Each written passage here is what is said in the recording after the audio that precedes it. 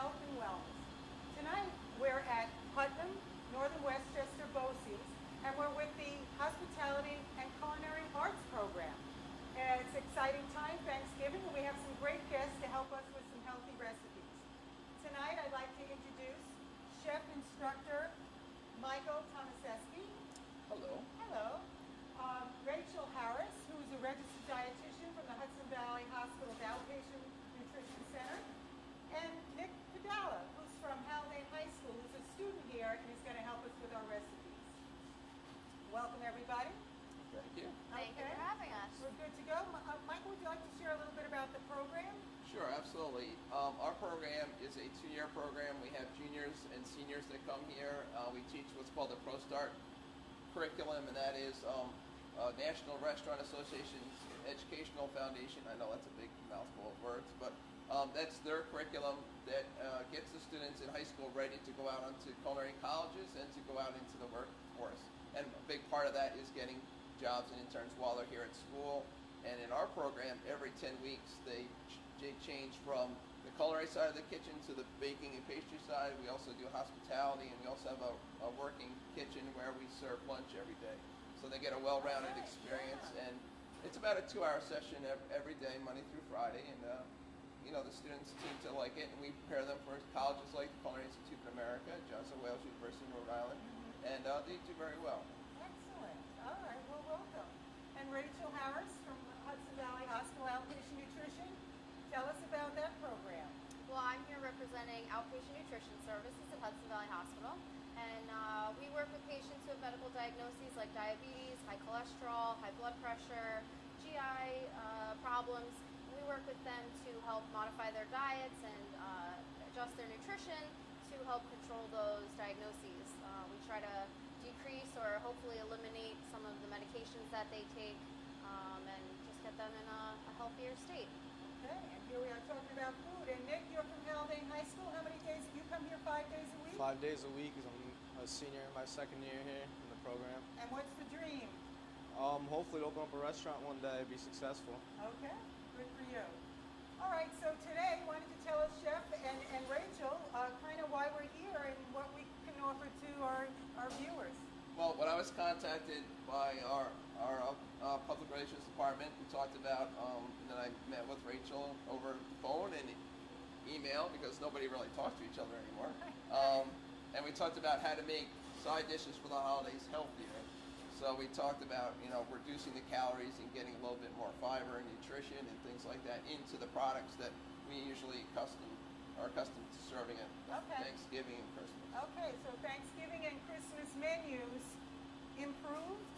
Yeah, so we've taken some of our traditional favorite sides like stuffing, mashed potatoes, green bean casserole, and we've really jazzed them up, cut out a lot of saturated fat, added more fiber, and you know, made them friendly to people with high cholesterol, more friendly to a diabetic diet, and kept them really tasty and delicious and exciting. And they're going to be something a little different than you're used to, which everyone will love at the holidays. Okay, well then, without further ado, let's get cooking. Okay, well, our first stuffing is our fruit and nut stuffing, and during this process of preparing this, my students and I, we kind of made a mistake. I wanted to have some of it to prepare on camera and also to show you and have it finished. But what we have is a 9-grain bread in there. You can pick your favorite multi-grain bread. And there's some dried cranberries and apricots and prunes in there, as well as fresh pear and a little bit of cinnamon and rosemary and I can't remember the other herb. But Come on, Nick, help him out. Okay. Oh, he didn't help me. And fresh parsley, I believe. So that was all put together in a similar way that you would do a stuffing. You would saute your vegetables. We have onion and celery in there as well. And then we've added a little bit of chicken or turkey stock to moisten the bread. And then we're just going to bake that off and have it covered. Nick, can I have the foil, please? And Rachel, you can jump in about 9-grain bread and so you know, in comparison fresh to your fruit and dried fruit. Yes, in comparison to your stovetop stuffing, which is loaded with sodium, low in fiber, not a whole lot of goodness in there. So we've used some of the whole grain, multi-grain bread. So you're adding more fiber, you're lowering the glycemic index, and then you're adding all that dried fruit full of antioxidants, and you are just making a making it yummy. Much tastier Okay. And the other stuffing we're going to do is a quinoa-based stuffing. So it's a grain that's in the news these days because it is one of the few grains that has all the essential amino acids, and it's also it's got good fiber as well. Yeah, And it's something that a lot of people don't know. It's one of the ancient grains that is native to this side of the Atlantic. So. That's right. So it's South American, and it's like nutty. And we're not. Yes, and we're not using any butter. We have either canola oil or olive oil. My students always ask, "Where's the salad oil, chef?" I'm like, "We don't use salad oil because it could be corn oil, peanut oil. We have lots of peanut allergies in the kitchen as well, and with the students, so we watch out for that." So we have some chopped butternut squash. Just gonna get that in there, get that hopping. And because that's a denser squash and a winter squash compared to our summer squash, the zucchini, we're going to give this a couple minutes to cook. A little more dense than the summer squash. Absolutely. But the dark, nice orangey color's got a lot of vitamins in there. Yeah. So while that's going, we have the quinoa here cooked already and cooled. It's a 2-to-1 ratio, just like rice would be. And we cook this with just a little bit of salt and a little bit of about 3 bay leaves in there too to give it some flavor, as well as letting the grain just cook, and then we spread it out in the pan and let it cool at room temperature so that it's all together. Dries it out, makes it not so moist, and also gives us a chance to work the rest of it here. But it's just regular water you cook the Yep. quinoa? You could pick a vegetable stock or the chicken stock if you want to go meat based, anything like that. If you wanted to do that, it makes it a little nicer. Quinoa is also great for people who have celiac disease because it is a gluten-free grain. So anyone who has a wheat allergy or a gluten allergy, quinoa is a great alternative. If you get tired of eating rice all the time, so it's another whole grain. No, that's a good point. More and more people. I'm sure you're seeing so many people at outpatient nutrition who are so confused as to, what It is. What can I eat? It's tough for us when we teach the students too. We do have a bit on nutrition, and we just basically go over the basic stuff.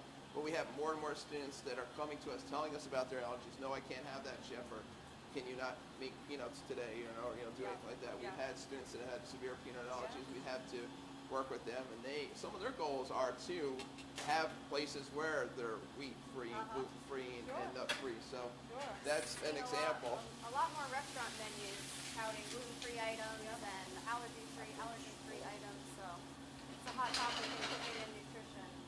We're right on the trend, folks. And we try. It's hard because a lot of our cooking still that we teach right at the basic level here is we have to teach the classical cuisine so that when they go on to college, they've got that under the belt a little bit. They have a knowledge of it so they can go on to that. When they go into college, a lot of the schools, like the big ones like CIA and Johnson & Wales, they have classes for that, or it's incorporated in their curriculum so that they can, like Rachel said, meet the customer's needs once they get out of school and get into their own businesses or work, for the big guys like Hilton Marriott.